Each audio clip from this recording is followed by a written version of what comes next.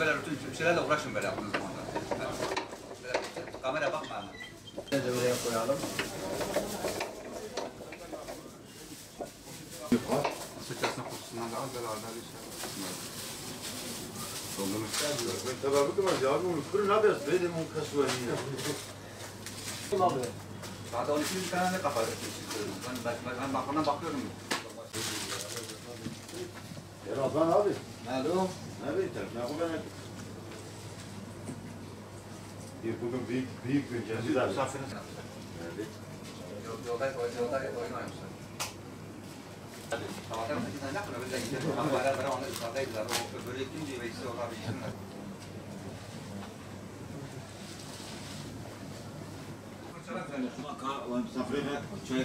Hakikaten ya. Laiba çay görsün.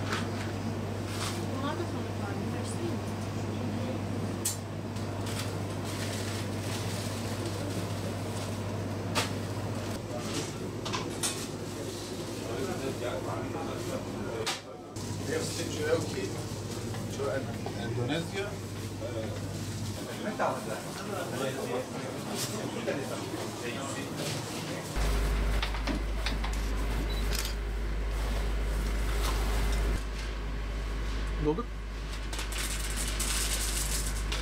Kurban Bayramı'na sayılı günler kalmasıyla bütün şeker çeşitlerimizi şu an tezgahlarda bulundurmaktayız. Lokum çeşitlerimizi de bulundurmaktayız. Çeşitlerimiz bol ve kaliteli olmakla beraber bütün halkımıza hizmet etmekteyiz.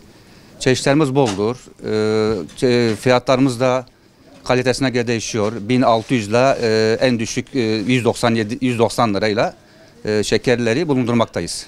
Sayılı günler kalmasıyla ufak tefek bir hareketlilik var ama Ramazan bayramına göre o kadar bir yoğunluğumuz yok şu anda.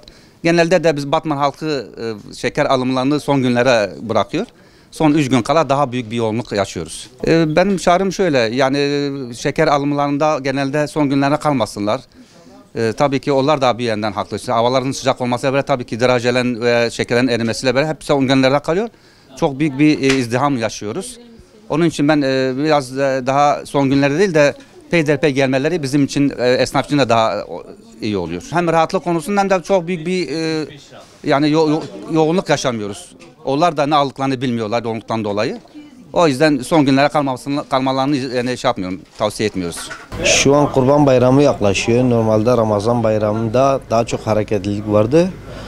İster istemez insanlar son gününe denk getirmeye çalışıyor. O yüzden son 3-4 gün kala hep yoğunluk başlıyor. Normalde yüzden fazla şeker ve lokum çeşitlerimiz var. Fiyatları ise yani gayet uygun diye düşünüyorum. Yani herkesin bütçesine uygun şekilde tasarlanmıştır.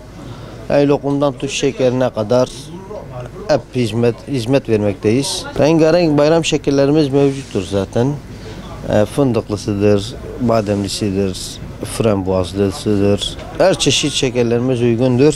Hem fiyat açısından hem de tat açısından çok güzel şekerlerimiz var. Vatandaş eskisi gibi istemez alamıyor.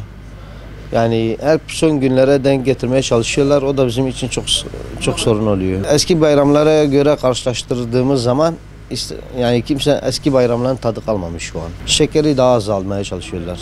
Kimse gezmiyor artık. Normalde 10 kilo 15 kilo alan bir köyde bir insan şu an en fazla 3-4 kilo almaya çalışıyor. Şehirde kalanlar kimisi almıyor, kimisi de yani 1,5-2 kilo alıyor. Onları da kendileri tüketiyor zaten. Tavsiyemiz eski zamanlara dönsek çok iyi olur. Yani eski bayramlar dediğim gibi kalmadı. Keşke o eski bayramlar hala eskisi gibi olsa.